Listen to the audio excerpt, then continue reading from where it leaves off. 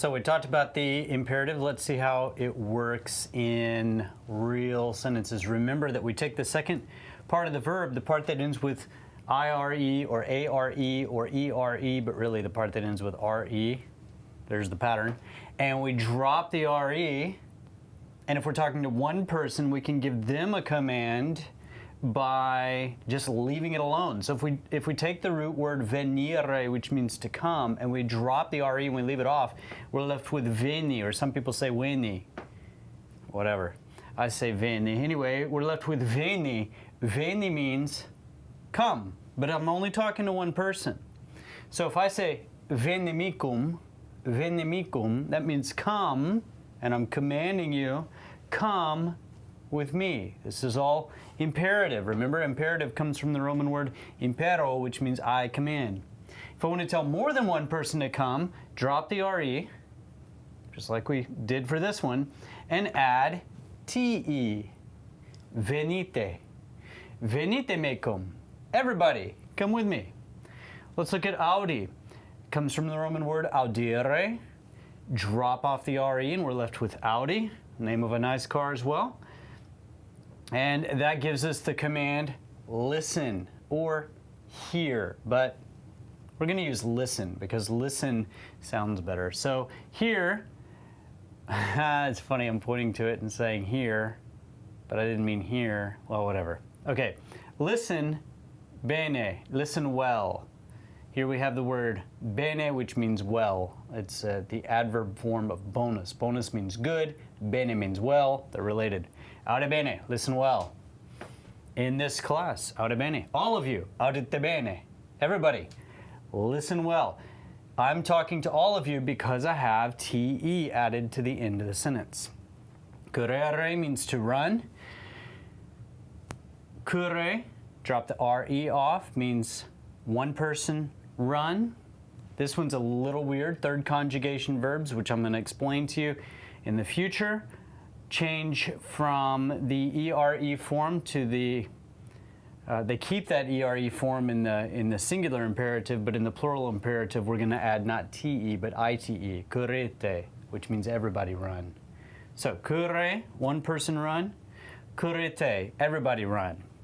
Currete ut ventus. Ventus means wind, so run like the wind. Kind of made that one up. That was probably a phrase the Romans didn't use. Legere means to read. Lege, this is third conjugation too, so the spelling's going to change in a minute. Lege means read, just to one person. You should lege libros bonos. Now I just told you that bonos means good. We've already had the word liber, which means book. So what does this sentence mean? Lege libros bonos. Read good books. Read good books. I'm talking to one person though, lege. Now if I'm telling everybody to do it, I would say legite. Legite. By the way, this is where we get the word legible. If your handwriting is legible, then people can read it. If it's illegible, it can't be read. Legite libros bonos. Read good books. Surge. This is where we get, well, let me tell you what it means first. It means stand up or get up. Surgite, everybody get up. This is where we get the word resurgent or insurgent. It's also where we get the word resurrection, which means to stand up again, which is what Christ did 3 days after he died. Surge, stand up. Surgite, everybody stand up. Surgite, sedete means sit. So, stand up, sit down, and pugnate means fight. So, surgite, sedete, pugnate.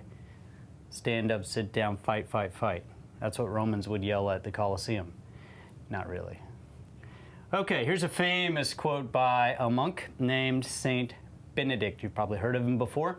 And he was a Catholic monk who started they call it an order of monks that still exists today. There are Benedictine monks around the world. And he often would say, ora et labora. That was kind of his tagline, ora et labora. You can figure out what labora means. That's easy. Just drop off the A and you've got it. It's got something to do with work, labor. And ora means pray. So, pray and work. Ora et labora. It's a command. He's telling you to do this. If he was telling everybody to do it, we would add te. Orate et laborate. Everybody, pray and work. Okay, let me put some more sentences up.